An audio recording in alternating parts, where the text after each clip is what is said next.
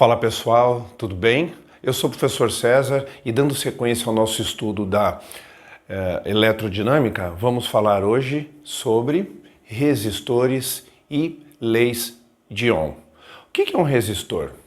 Bom pessoal, resistor é um dispositivo elétrico que tem a função específica de converter energia térmica .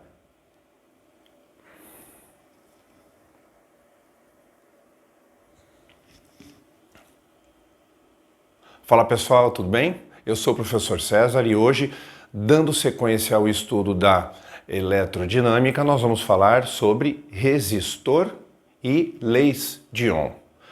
O que é um resistor? Resistor é um dispositivo elétrico cuja função específica dele é converter energia elétrica em energia térmica, calor. Por exemplo, o que faz um aquecedor, é o que faz um secador de cabelos, uma torradeira elétrica, um chuveiro.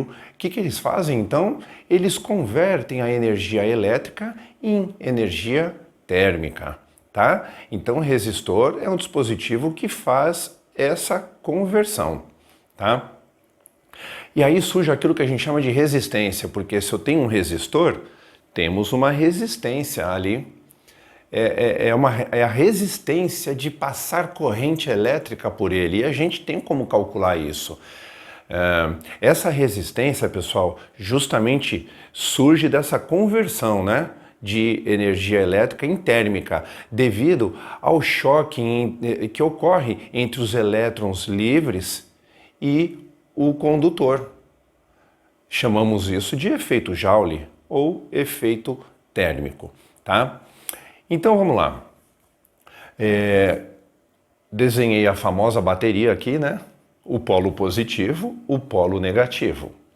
O fiozinho azul ligado numa lâmpada. Essa é aquela lâmpada incandescente, né? Que é aquela lâmpada de calor.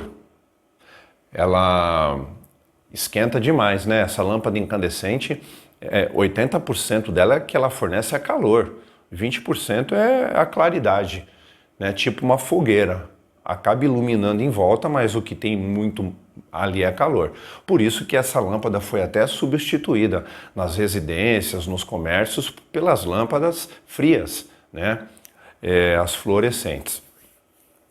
Muito bem, então essa é uma lâmpada, imagina aquela incandescente. O que vai acontecer? Nós estudamos em aulas anteriores que a corrente elétrica ela vai sair sempre do polo positivo e vai caminhar percorrendo o fio condutor, indo para onde? Para o polo negativo. A corrente vai circular. Conforme a corrente entra aqui na lâmpada, a corrente elétrica passa pelo filamento, pelo fiozinho que está ali dentro e acende, tá? Então, esse é um desenho básico que já até estudamos anteriormente. Por que eu desenhei ele aqui? Porque de agora em diante a gente vai parar de fazer esse desenho. Nós vamos desenhar isso desse jeito, tá? Então olha só, essas duas barras paralelas, uma um pouco mais comprida que a outra, significa que aqui tem um gerador. O que é gerador mesmo? Pilha, bateria. Muito bem, tem um gerador, polo positivo, polo negativo. Ó a corrente, lá vem a corrente, ela vem e vai circular daquele jeitão que a gente já sabe. Sai do mais e vem pro menos, certo, pessoal? Ó, tá aqui. Ao invés de desenhar uma lâmpada, um chuveiro, um secador de cabelos, uma chapinha, um aquecedor, a gente não vai ficar desenhando mais esses aparelhos elétricos. Olha o que eu vou colocar aqui, ó, tá? Isso é o símbolo de um resistor. Ao invés da lâmpada, a gente vai desenhar isso agora, tá certo? Então vamos lá. Essa cobrinha que aparece aqui, isso é um símbolo de resistor, R, resistor, que substitui o desenho da lâmpada, conforme eu já falei.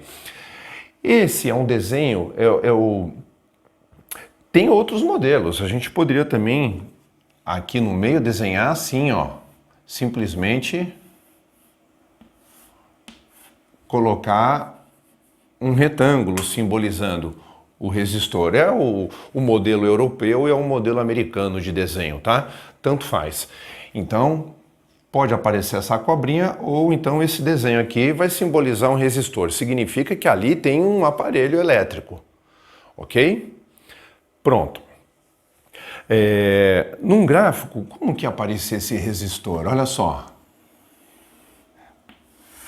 Você sabe já, né, que vou pôr aqui, por exemplo, U, tensão elétrica, medida em volt, corrente elétrica em ampere. Muito bem.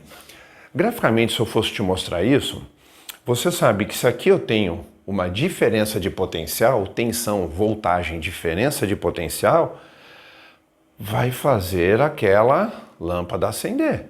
Se o circuito estiver fechado e a corrente percorrer, olha, muito bem, quanto mais tensão, mais corrente elétrica. Com isso, sabe o que vai acontecer?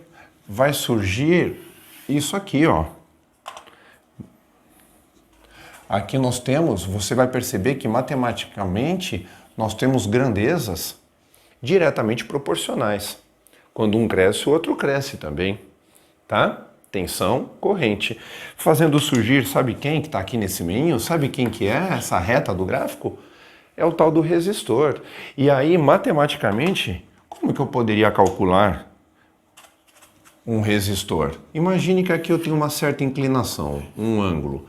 Matematicamente, como que eu calculo a inclinação daquela reta? Se eu conheço esse lado que é esse, é um cateto oposto. Se eu conheço esse lado, que é o I, cateto adjacente, como que eu poderia calcular essa inclinaçãozinha? Fazendo a tangente, né? Tangente, como que a gente calcula? Seno sobre cosseno, ou seja, cateto oposto. Ó quem vai ser o meu R, ó. Ó quem vai ser meu R. Cateto oposto é um valor de quem? U. Sobre o cateto adjacente, que quem que a gente tem? O I. Pessoal, quando eu falo que vamos estudar as leis de Ohm, são duas. A primeira lei de Ohm é essa que eu acabei de te mostrar. É quando a gente calcula o valor do resistor. U sobre I. U é tensão elétrica, I é corrente elétrica. Então, primeira lei de Ohm está aqui, determinada. Unidade de medida, deixa eu colocar aqui, ó. A unidade de medida do resistor, ó. Vou escrever aqui, tá? Unidade de medida é esse símbolo. Parece uma ferradura, né? Muito bem. É o símbolo de Ohm, tá?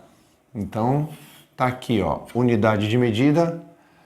Você desenha essa ferradura ou lê Ohm, ok? E para fechar essa aula, eu preciso falar com você da outra lei de Ohm, chamada segunda lei de Ohm. Então, deixa eu só colocar aqui para não ficar tudo misturado, né? Então, aqui quem que nós temos? A primeira lei. Porque agora eu vou falar com vocês da segunda lei de Ohm.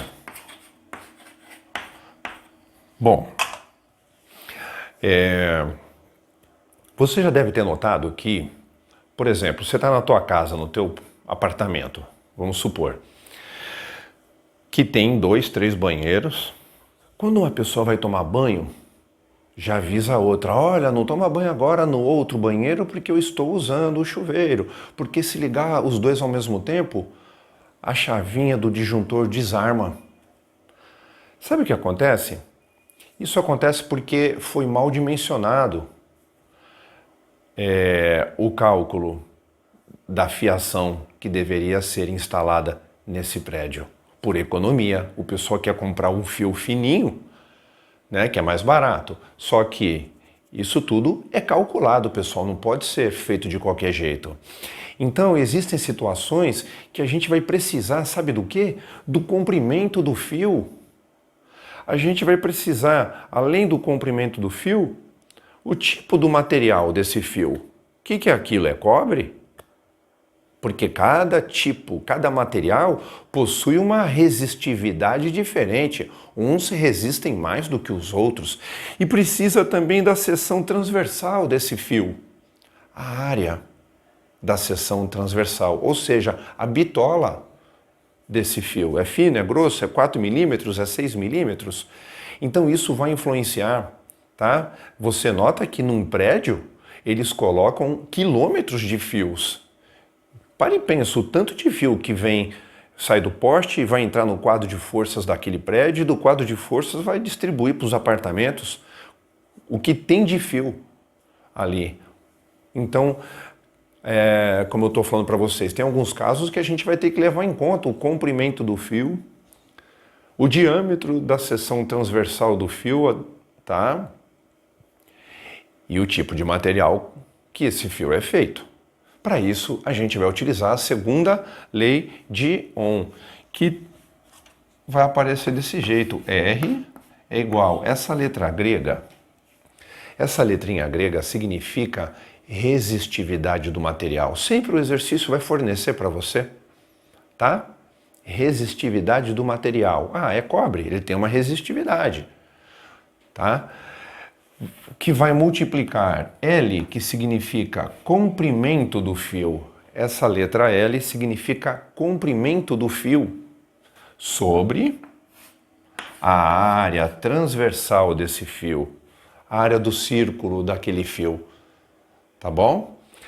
Cuidado que você vai ter que trabalhar você tem que ter muito cuidado com as unidades de medida. Acompanhe todas as unidades que estiver fornecida na resistividade do material. Se ali aparece ohm, se aparece metro, opa, o comprimento tem que estar em metro e aqui a área tem que estar em metro quadrado. Se aqui tiver em centímetro, lá pode estar em centímetro e lá em centímetro quadrado. Muito cuidado com a unidade de medida, tá bom, pessoal? Bom, espero que tenham entendido. Continuem comigo, tá? Que a gente vai partir para a próxima aula, a associação de resistores. E ainda tem uma outra aula que provavelmente eu vou deixar aí ali embaixo, escrito para vocês, um link onde você pode ter acesso aos exercícios da aula, ok? Valeu, gente!